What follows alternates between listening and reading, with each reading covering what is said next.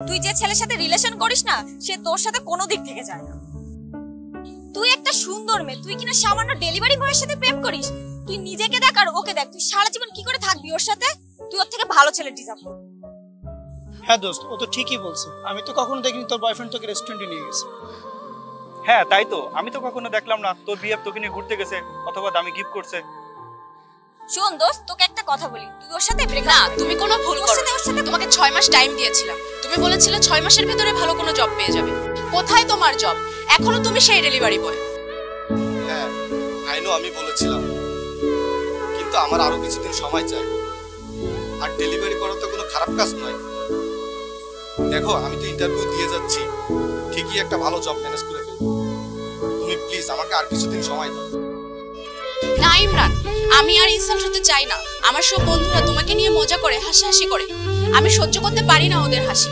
আমি তোমাকে অনেক সময় দিয়েছি, আর সময় দিতে পারবো না।